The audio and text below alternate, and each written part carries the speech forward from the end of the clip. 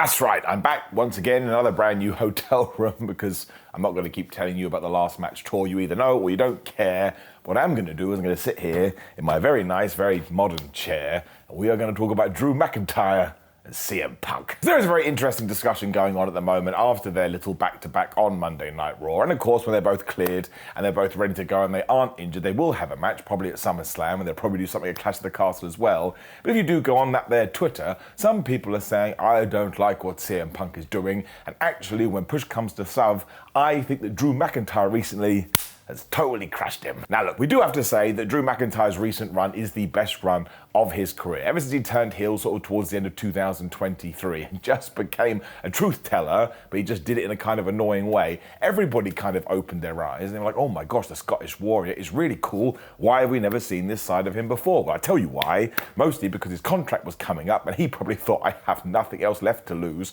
So he was just going to play the persona that he felt worked for him and probably felt most like him. Surprise, surprise. When you do that and you do take your own personality and you dial it up to 11, what do you get? Magnificence like Drew McIntyre. His social media game has also been second to none, probably even better than CM Punk's, which is something we're going to talk about. And again, you may have seen my Hater of the Year board. When it comes to What Culture Wrestling, which you should subscribe to, and please subscribe to me as well. And not only is Drew McIntyre number one, but I pretty much said back in February he's going to be number one until the end of the year. And now here we are in May, and at the moment it ain't going to change. Like a lot of people are hating it in 2024. But nobody hates more than Drew. So what I think has happened here is a case of recency bias. On the latest episode of Monday Night Raw, CM Punk did come out in his car just after Drew McIntyre driven away in his car. He was all like, ha ha ha, I'm going to stand in the ring until Drew McIntyre does come back. And until he does, I'm going to tell you a story. I'm glad I injured him. I'm glad that karma came and bit him in the ass. Then he dropped some lines from the Drake and Kendrick song, because why wouldn't you do that? That this has been the most talked about thing probably of the entire year. And even though he basically said he was going to hold up Monday Night Raw, after around about, 8 to 12 minutes, whatever it was, he decided, actually, I'm just going to go backstage. And because it felt like he was stalling, it meant the fans felt like he was stalling. And I felt like he was stalling, meaning we all thought McIntyre was going to come back, but he didn't, especially because I can only imagine a bunch of fans and Pat McAfee did tweet Drew, mostly because CM Punk said, look, he won't be talking to his wife, he will be checking what I'm doing, so let's all go spam his ass. Which you shouldn't do. It's always very, very annoying. So admittedly, if you were going to go through every single segment these two guys have done together, it wouldn't be the one you would tell people to watch. And I suppose right now, WWE are in that position when their backs are against the wall a little bit. I bet they had a bunch of plans for Punk and they had a bunch of plans for Drew. But now Drew has hurt his elbow. Punk hasn't come back from his tricep surgery, so we have to figure out a way to keep the beef alive while also elongating everything because, again, these two guys can't fight. And there's only so many times they can yell at each other before us in the audience are like, man, can one of you just hit each other in the face? And we probably can do that soon as Punk's tricep is a bit better, and as soon as Drew's elbow is a bit better. But right now, you just want them to get back to 100%. Like, as a small aside, this is something that WWE and Wrestling on Large never used to do. In fact, when you were hurt, people would stare at you like, well, you're going to have to carry on, aren't you? And we all know what that results in. So people need some time off. For the love of everything, just go give him a holiday. But there is no way that Drew McIntyre would be the character that he is right now without having somebody great to react to and to work off of, and that person is CM Punk. Go back to any other interaction they did have, especially soon after the Royal Rumble, when Drew McIntyre basically had a breakdown, and the reason he was being able to be so good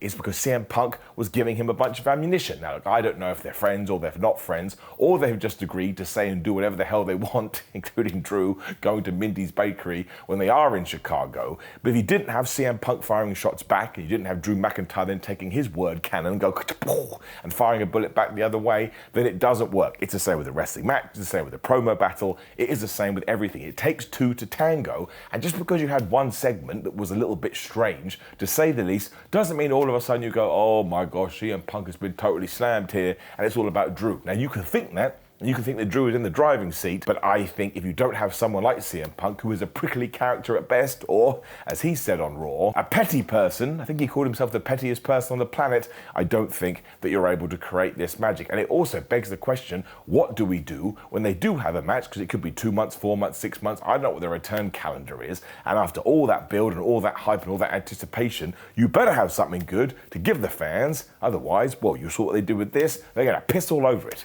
And do I regret saying that? Yes, I do. And actually what I would do in some crazy fantasy booking land is I would go with what some people are saying, in the sense you should actually have Drew McIntyre cook CM Punk. In the sense, CM Punk's injuries is well worse than McIntyre's, or at least that's how it's been portrayed to us. They should do a match, much like we did in AEW when it was Punk versus Jon Moxley. I think Drew McIntyre should absolutely destroy him, and then Punk turns around and goes, well, wasn't really expecting that. I haven't faced such competition in a while, because again, then you get a jab in at AEW, which CM Punk does love to do. He did it on Raw too when he called himself a choke artist. Yes, that was directed at Jack Perry, but it also means when you do get to round 2, we will all be stroking our crap beards going, well, what the hell are they going to do now? That's when you could have the longer match, and that's when CM Punk can win. And also, when they do clash, I would imagine that Drew McIntyre is the world champion. I just said the word, because that Clash at the Castle, I do think it will be Drew versus Damian Priest. If Drew McIntyre does return on the first one, and then CM Punk wins at the second one, which could be at WrestleMania 41, if we can stretch it out that far, well, 1, I think you have an amazing story there.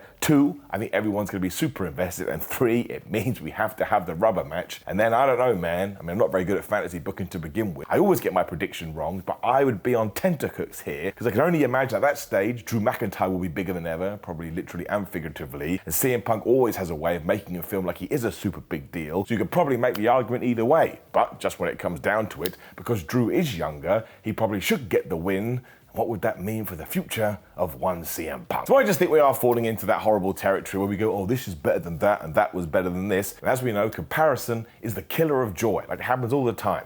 We saw Will Ospreay versus Bryan Danielson, which was one of the best matches I've seen. But straight away, the counterpoint is, well, it wasn't as good as Kenny Omega versus Okada. It's like, why can't we just enjoy it all? If I come into your house and I give you a pizza and ice cream, I'm not going to make you choose. I'm going to say, you smash that pizza, you smash that ice cream, and we can just feel warm and fuzzy in our tum-tums. Ultimately, it's amazing that we are living this timeline where we do get all this good stuff. So even if one Drew McIntyre and CM Punk segment isn't as good as you were hoping, don't forget where we've been, and don't forget where we could go, because WWE has gone back to long-term storytelling. They have basically restored the faith, I suppose, in their fan base, who go, okay, I think you are actually going to give me a good payoff. And also, they are top-tier professional wrestlers. Again, McIntyre has finally realized his potential, if you want to call it that, although he did that years ago. CM Punk is just an anomaly. It doesn't matter what he does, it doesn't matter what he says, it doesn't matter who he punches right in the face backstage. People want to see this guy, and ultimately, because it comes to the personality side of things, which is ironic given his song, or the fact when you stick a microphone in his hand, he is one of the best ever. That doesn't mean you have to like him, that doesn't mean you have to respect him, that doesn't mean you have to do anything with him, but I kind of think we've got to that stage where he's proved it so many times, at least in Simon Miller's book, he's that guy. So I really do think this is going to be one of the best feuds of the year, and that gets me excited because it also means when you do go down the card, it is just so full of depth right now. Because if you are a Raw and SmackDown guy, which I'm sure you are, you're also going to have everything with Cody Rhodes, you're also going to have everything with Gunther. What does Damian Priest do when he eventually leaves the Judgment Day and loses his World Championship? Then there's a women's division when Rhea Ripley comes back, and what is Becky Lynch going to do? Seth Rollins hasn't been around. We could do this all day. So while I think that Drew McIntyre versus CM Punk should absolutely be a main event program, you could even stick it in the middle of a card and put something else on top. And I don't think that'd be a problem. Like, let's jump forward to WrestleMania 41, where I'm convinced that it is going to be The Rock versus Cody Rhodes in the main event. I understand that we have 2 nights, but that kind of sums it up, right? In night 1, could you give me CM Punk versus Drew McIntyre for the World Heavyweight title? Of course you could. I'm not going to get upset about this. I'm not going to go, oh my gosh, the card's totally unbalanced here. That would also be hilarious, because it means that CM Punk does finally get his WrestleMania main event, which is always wanted. And yes, night 1 counts. I can't stand this. But it also begs the question on what Seth Rollins is going to think. I mean, he already got his, of course, because he got it at WrestleMania 40. But we still have to do the CM Punk-Seth Rollins feud, which goes back to my past point. There is so much we can do here. I just think we should kind of appreciate the amount of wrestling we have on TV and the amount of stars that have come out on the other side. Go back to 2019. There was 1, okay, maybe 2 stars in WWE, which was John Cena and it was Roman Reigns. I'll throw Becky Lynch in there, of course, I should have said that too, and maybe Ronda Rousey. I'm just killing my point here. But in terms of the mid-card, it was just so stacked and everybody had 50-50 booking, where now people can go up and people can go down, but it doesn't feel like a demotion. We are just moving our chess pieces, and once again, that is when wrestling is at its best. If I had told you even 18 months ago, even a year ago, that we were going to get a mega feud between Drew McIntyre and CM Punk, you probably wouldn't have have wanted it. Because you would have been like, well, if CM Punk does go back to WWE, he should take on Seth Rollins, he should take on Cody Rhodes, he should take on Roman Reigns. And obviously, injuries aside, we are going to get to those. But the fact we took a real life injury situation and turned it into this, and kind of got some insight into how Drew McIntyre felt about CM Punk in his younger days, which is absolutely something they're going to have to talk about in one of these promos. I just think it's going to get better and better. They just need to get to 100%. So of course Drew McIntyre has cooked CM Punk, but on other occasions CM Punk has cooked Drew McIntyre, which is why I'm so invested in this. So I'm just going to forget about Monday. I didn't even think it was that bad. It was just a strange one because I presume they wanted to get both people on the show. But they remain on Raw. They remain on the same brand. And I am very excited about my Tootsie Toes about this, and we'll have to see what they do in the match. That's other people like to say, oh, CM Punk is no good in the ring anymore. Well, we basically didn't see him do anything in WWE, and I'm sorry, if I go back to the year before and in AEW, my favourite feud of the year was MJF versus CM Punk, and they didn't do that because they were having crappy matches. In fact, it was completely the opposite. I'd also be massively intrigued to see what you do on the other side of this. So let's say CM Punk somehow walks away with that World Heavyweight Championship. Where does that leave Drew McIntyre? And given that he has just signed a new deal, you have to imagine that one, he probably is going to win the title in Scotland, because that will be a moment for the ages. But he also must have faith in his creative. Like I say, coming out the other side, does he end up with somebody like a Roman Reigns? Does he go to a Seth Rollins? Maybe he has something with Cody Rhodes. I think Drew versus Cody could be a really good feud, especially because Drew now has gone heel. He'd have to change brands, but that's never a problem. So it just means we have to watch this space. And I think it's one of my other favorite things about WWE right now. You can just pick a random person that you do like, e.g. Carlito. And as I sit here right now in early May 2024, he has left LWO. He hates Rey Mysterio. He's hanging around with Dominic Mysterio. And he just had a chat with the Judgment Day, which is definitely crazy because Damian Priest does not like Carlito because he screwed him over at Backlash 2023, which again ties into the fact that maybe the Judgment Day are going to kick out Damian Priest. And maybe they even bring in Carlito, which is something I never saw coming. And I didn't plan anything that just came out of my mouth in my brain. But once again, when you start bringing these individual characters in and you see what their storyline motivations are, you can pull an X, you can pull a Y, you can pull in a Z, and you can just fantasy book for days. It's one of the reasons I think WWE is so interesting, although I will say this, I am out in America right now. Again, I keep talking about it, it's very boring. But it means when I watch Raw, I tune in at 8, it goes all the way to 11. I kind of see what people mean. That last hour is so long. Because obviously in England, I wake up to watch it, so I fast forward through the commercials because I'm not an insane person. They really need to cut it, and sadly, they never will. And why?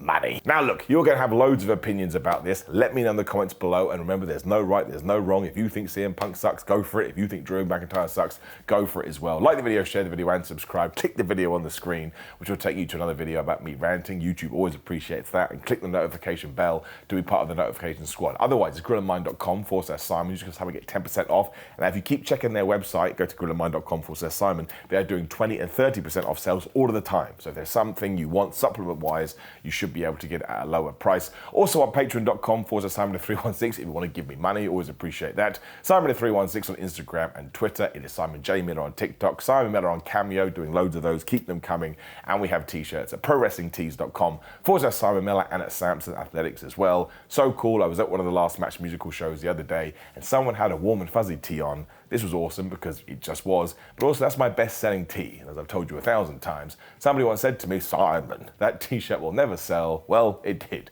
I'm not saying it sold millions like Austin 316, but in my stupid world, it put a smile on my face. So thank you for sticking with me. We only have like 10 days left, so normal service will resume soon. But again, we can always have fun. There's always something to talk about in wrestling, whether you're in front of a green screen, whether you're in a strange hotel in New York City. Thank you very much, my friends. I appreciate you, and I'll see you soon.